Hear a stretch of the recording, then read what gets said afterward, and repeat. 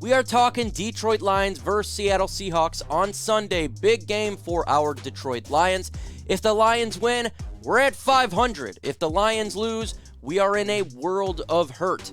And right now, we have a lot of injuries. So what can they do to get this victory? This video, I'm going to give you 5 keys to victories for the Lions to get that dub on Sunday. But before we get into today's video, if you are not a subscriber, go ahead and hit that subscribe button. Trying to get to 5,000 subscribers. We drop content on here every single day. We got Herman Moore, post-game shows, freaking epic stuff. Hit that subscribe button. Without further ado, let's begin.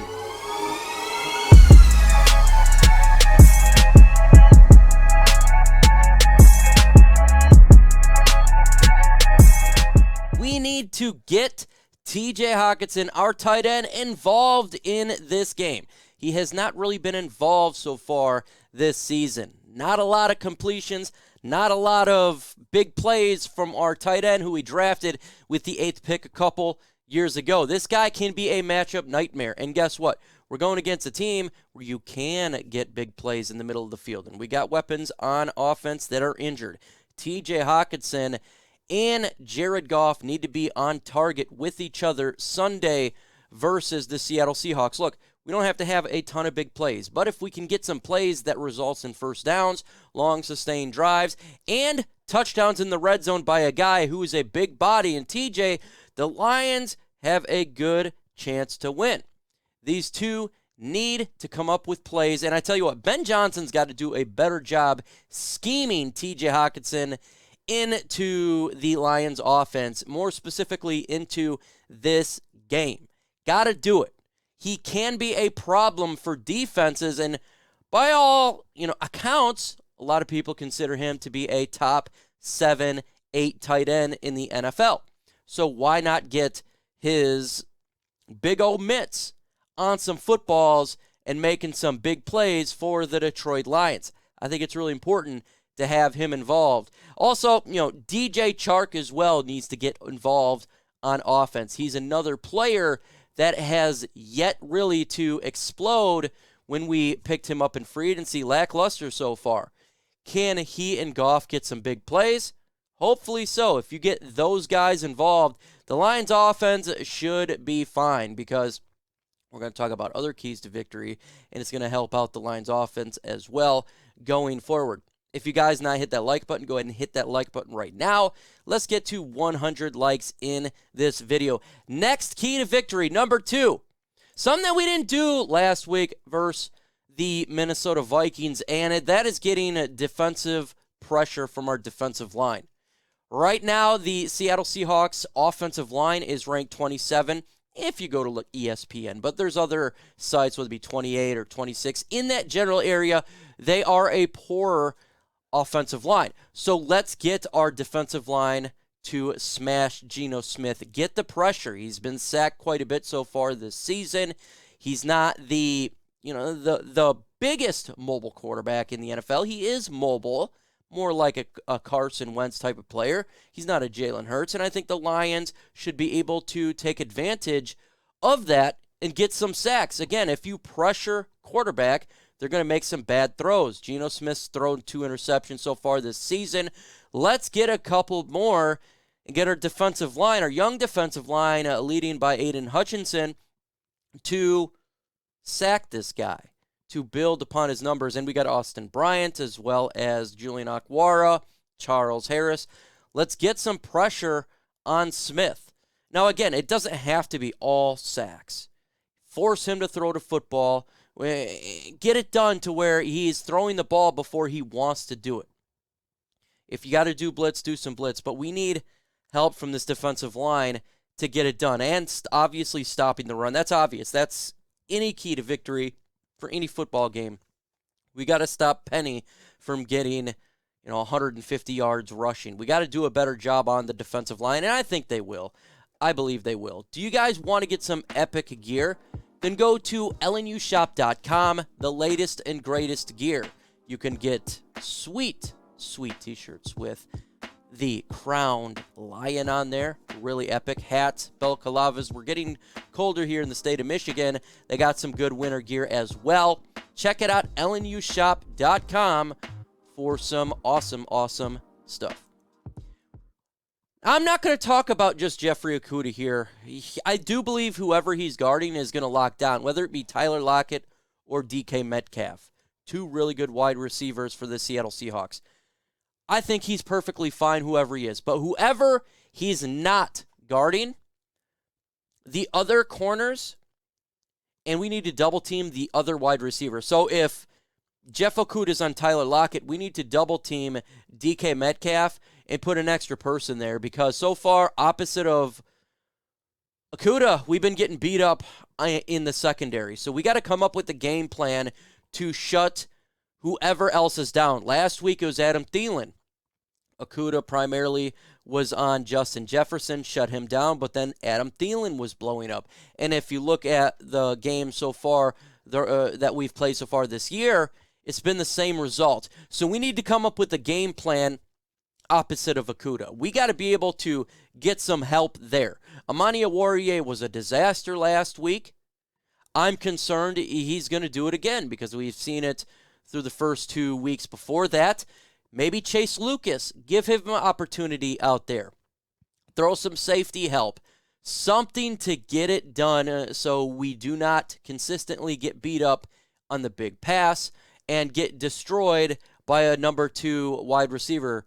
It's not like DK Metcalf or Lockett are bad. They're really 2 good wide receivers, and that's going to be a problem for the Lions in this game. So lock down that other side for the Lions. Figure a plan out for that. If we can get a good game plan with Aaron Glenn, the Lions should do a good job stopping the pass, potentially getting some turnovers. Good job defensively. That should be probably one of the main priorities in this whole game. Main priority here, though, is we're just talking about this. You got to run the football, folks. You got to run the football here in this game. The Detroit Lions do have some injuries offensively. DeAndre Swift, Amon-Ra St. Brown nicked up. Run the football. The Lions are rated number 3 running team in the NFL. And guess what? The Seattle Seahawks are rated number 31 stopping the run. That is a huge mismatch. That's a huge advantage for the Detroit Lions. Take it to them. We can run the football, and every time we have the football running, we get 4 or 5 yards not being Swift. We can do that even with Jamaal Williams. Get Craig Reynolds involved, Justin Jackson involved in this run game. Run it down their throats, then do play action. We have an offensive line that's dominating right now, and they dominate in the line of scrimmage, opening up those gaping giant holes. So let's play some old school football in this game. Let's do long sustained drives while running the football, wearing the defense down, and in the fourth quarter, it's hand the ball off. We should have did that last week against the Vikings. We got to run the football more. We have to. It is working. It's excelling for the Lions. And not having Swift is not the end for a run game. We can still run the football, so we have to do that. And again, it will open up for play action. We've seen it. Josh Reynolds last week, wide open. When you do that, you do the play action pass, you're going to get some points in the game where wide receivers are going to be by themselves. And then it's an easy completion for Jared Goff. That's what this game plan needs to be all about. So Ben Johnson, stick to the run game, please. We need to win this game. We can't go 3-1. And finally, last and definitely, surely not least, for the Lions to win this game, just don't screw it up, Dan Campbell. Don't make boneheaded mistakes like we did last week. Stick to the game plan. Don't need to call timeouts when you don't need to call timeout if we're ahead and we're trying to drain the clock. Don't kick a 50-some yard field goal and you knowing that your kicker is hurt with a groin injury. These are the type of mistakes that lose you games. Play this one simple here, and I know I got it in you. I know you can do it. I believe you can do it. Let's not outsmart ourselves. That is something that the Lions have done years in and years out. We outsmart ourselves. We shoot ourselves in the foot. Don't need to do that in this game. Let's just play it smart like we can do in the first half and continue that same trend in the second half. And when the chips are there, they're on the table, you're here to make a bet, do the right thing. And if you have to punt, it's okay to punt. It is okay. We do got a weapon in Jack Fox that can pin people back. He's a great punter. So you don't have to go for it on every single fourth down. If we're ahead of the game, punt a team back and let them, if they have to score to win the game, okay, pin them back. Kill the clock that way. I think we could have won the game either way if we went for it on fourth down with running the football instead of going for a field goal where it set the other team back. Don't do stupid stuff like that in this game.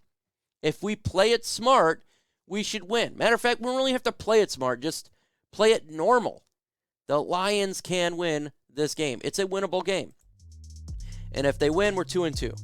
And guess what? We're right back in the bad boy. Then you go to New England, who Mac Jones is not going to be playing in that game, and you have a chance to be 3-2 heading into the bye week where you're going to be getting players back and potentially the debut of Jameson Williams offensively and maybe Joshua Pascal on the defensive line. So play it smart. Let's get that win.